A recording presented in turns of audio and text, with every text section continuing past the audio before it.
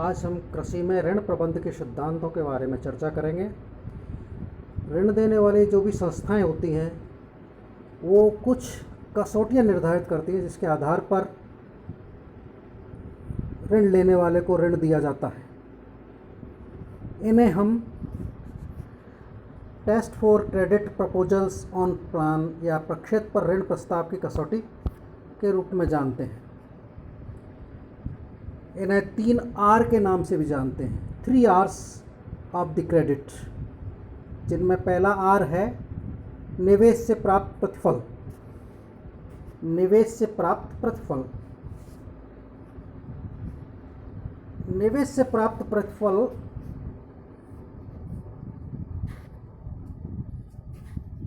सामान्य तौर पर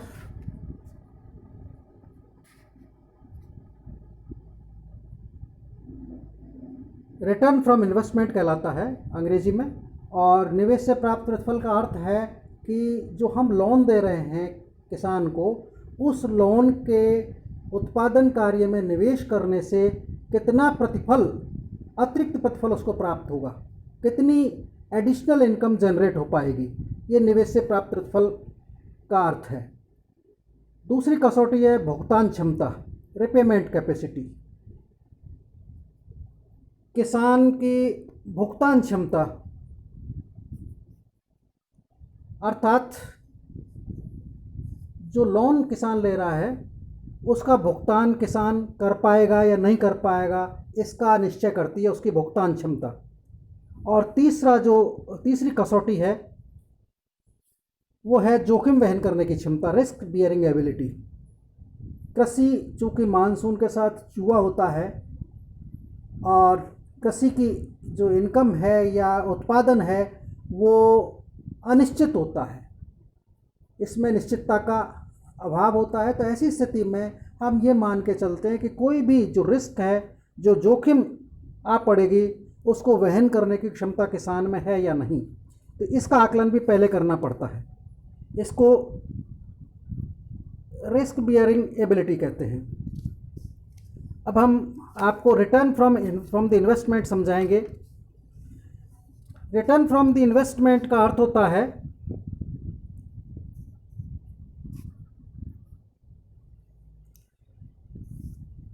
जितनी भी ऋण प्रदान करने वाली जो संस्थाएं हैं वो एक किसान की उत्पादन योजनाओं की जानकारी लेती हैं कि ऋण लेने से पहले किसान की जो उत्पादन योजना थी उससे क्या इनकम हो रही थी, क्या आमदनी हो रही थी। साथ ही ऋण लेने के बाद में किसान जो उत्पादन योजना बनाता है उससे क्या आमदनी होने वाली है, इन दोनों का अंतर पता करना है। और इन दोनों का अंतर ही रिटर्न फ्रॉम इन्वेस्टमेंट या निवेश से प्रतिफल कहलाएगा। इसे हम सीमांत लागत और सीमांत आय के सिद्धांतों का प्रयोग करके भी आकलित कर सकते हैं। समसीमांत उपयोगिता नियम को भी इसमें ध्यान रखना आवश्यक है। तो इस तरह से उत्पादन योजनाओं के माध्यम से हम निवेश द्वारा प्राप्त होने वाली एडिशनल इनकम, अतिरिक्त आय का पता लगा सकते हैं।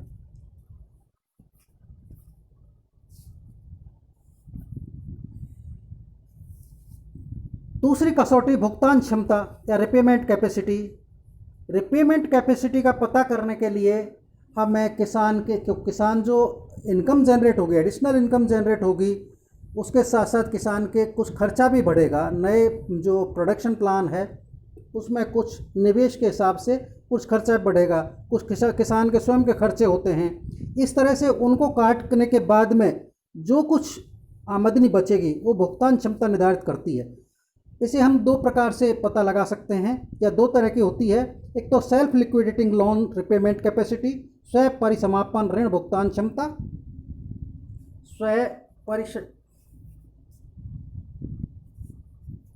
इसमें दिखाया गया है आपको स्वयं परिसमापन ऋण भुगतान की क्षमता।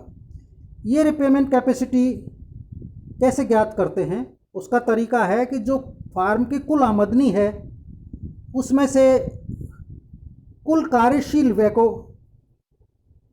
तथा परिवार के उपभोग व्यय को और अन्य जो देय ऋण हैं और फसल ऋण, इनको घटाने के बाद में हम प्राप्त कर सकते हैं। दूसरे प्रकार की repayment capacity partial liquidating loan repayment capacity, आंशिक भुगतान करने की क्षमता है।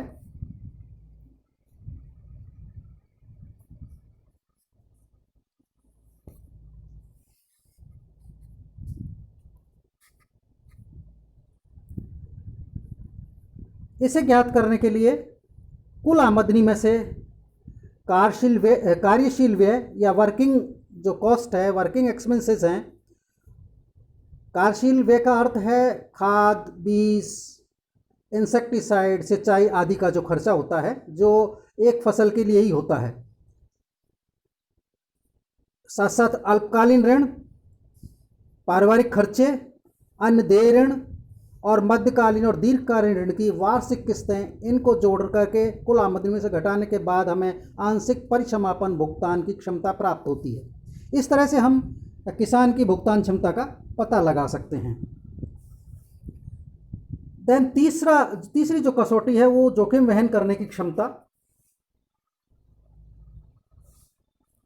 जोखिम वहन करने की क्षमता से तात्पर्य किसान को जोखिम का झटका झेलने की कितनी क्षमता है। सामान्य तौर पर इसे सांख्यिकीय विधि विचरण गुणांक, कोएफिशिएंट ऑफ वेरिएंस, COV ज्ञात करके पता किया जाता है। जिस प्रकार से धान के उपज में हम 15% के करीब आमदनी में कमी करके जोखिम वहन क्षमता ज्ञात करते हैं। दरअसल जोखिम वहन क्षमता जो किसान की रिपेमेंट कैपेसिटी है, पुनर्भुगतान जो क्षमता है, उसमें से हम जोखिम वहन क्षमता को घटा देंगे तो उसकी एक्चुअल रिपेमेंट कैपेसिटी आ जाएगी। यानी कि मान लीजिए कोई प्राकृतिक आपदा के कारण इनकम में कमी होती है, तो उस कमी को भी किसान झेल करके और अपने बैंक का ऋण और उसकी किस्तें अदा कर सकता है। ऐसी क्षमता उसमें पता चलती है। कृषि में जोखिम वहन क्षमता बहुत महत्वपूर्ण होती है और इसके मापने के लिए हम विचरण गुणांक, जैसा मैंने बता चुका हूँ, विचरण गुणांक का हम प्रयोग करते हैं। जोखिम के कुछ स्रोत होते हैं, जैसे जोखिम भी कई तरह की होती है। एक तो नेचुरल हैजार्ड्स या प्राकृतिक आपदा के कारण हो सकती है, दूसरी प्राइस रिस्क भी होती है, कीमत मार्केट में अचानक कीमत गिर जाती है तो उससे भी किसान को नुकसान होता है। तो इस तरह से इस प्रकार की जोखिमों को झेलने की क्षमता का पता लगाना भी बहुत ज़रूरी होता है लोन के समय पर भुगतान के लिए, पुनर्भुगतान के लिए।